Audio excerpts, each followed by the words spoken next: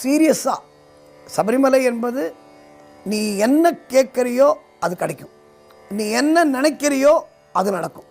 ஏன்னா ஐயப்பன் அங்கு உயிரோடு நமக்காக தவம் செய்து கொண்டிருக்கிறார்.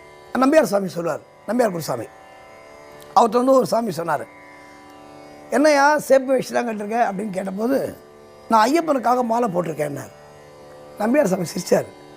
உடனே அவங்க கேட்ட, ஏன் சாமி சிரிக்கிறீங்க, மாலை போட்டால் சிரிக்கிறீங்க அப்படின்னா. அதுக்கு நம்பியார் சாமி சொன்னார், என்ன சொன்ன நீ, ஐயப்பனுக்காக மாலை போட்டிருக்கேன். ஐயப்பனுக்காக நீ யாரையா மாலை போடுறது? ஐயப்பன் தான் நமக்காக கலியுகத்திலே இந்த தர்மத்தை காப்பதற்காக, நம்மளெல்லாம் ரட்சிப்பதற்காக ஐயப்பன் தான் மாலை போட்டு சபரிமலையில் விரதம் இருக்காரு அப்படின்னு சொல்லுவார். உண்மைதான். ஐயப்பனுக்காக நம்ம யாருங்க மாலை போடுறது? ஐயப்பன் ஆசைப்பட்டாதான் நம்ம மாலை போட முடியும் சபரிமலை யாத்திரை. இப்போது அம்மா கையாலேயோ இல்லைன்னா அப்பா கையாலேயோ இன்னும் 2 பேர் இல்லைன்னா